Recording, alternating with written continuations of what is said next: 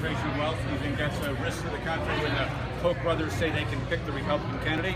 Well, you got Tom Steyer picking the Democratic candidate, and George Soros and a whole host of others. Oh, of course you do. Well, Bernie Sanders, well, yeah. Good luck if you think Bernie Sanders is going to win the nomination. So he's not going to get that. Well, no, but Hillary Clinton does. And the Democratic nominee will. Right. Yeah, the Democratic nominee will. But the question is really about the issue. It's not about whether the individual with that kind of wealth can pick the candidates. Do you see the concentration of wealth as I would threat say to the country? The best way to distribute wealth. I use the example of NetApp. Excuse me, not NetApp. WhatsApp.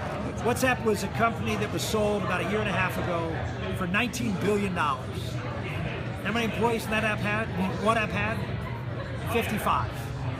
Now imagine a $19 billion manufacturing company. How many employees is going to have? What about the distribution of wealth there? It's not just 55 people making all this money. It's everybody up and down the supply chain, if you will. It's being able to provide jobs for families all across this country. That's what we have to start thinking about. Is no, we need technology jobs, and I'm happy that we're making billionaires. That's a good thing.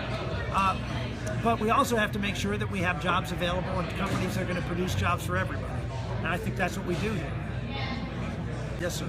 Based on what you said about the Supreme Court and how they're overstepping, do you think that Citizens United should be overturned or an amendment should be passed to overrule that? So that candidates can essentially be bought by corporations? I don't see any corporations going out there. But in fact, if you look at corporate, well, that's not a corporation. That's individuals. It's not corporate dollars.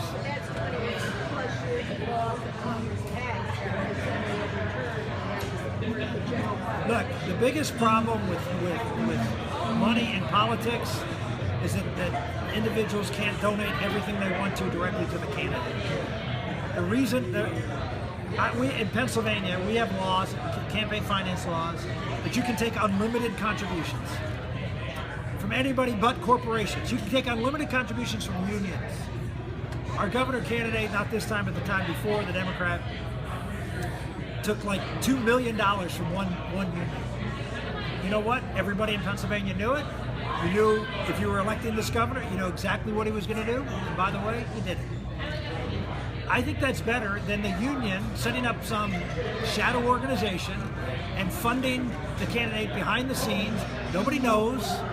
Everybody, he could say, well, I had nothing to do with this. I had no affiliation with this. The best way, light is the best, antiseptic, right? So let the candidates take whatever money they want.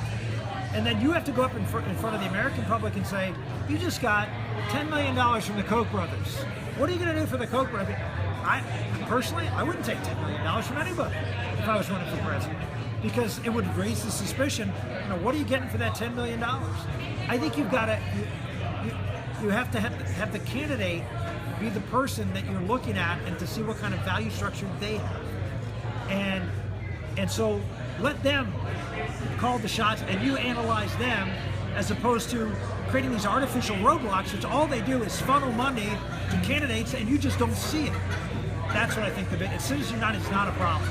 The problem is... I see you're pretty riled up. You need another beer. The problem is... You put a big smile on his face. The problem is the lack of accountability. Can take the top candidates and just set them in front of him and kind of be like, what are you going to do for me, though?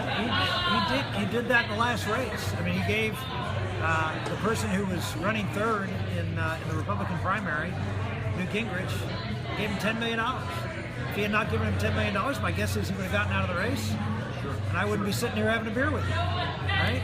I probably would have won the Republican nomination. Now, whether I'd be president or not, I'd have been the nominee. I'm actually pretty confident about that. So it's happening. You're talking to someone. This is not esoteric for me, right?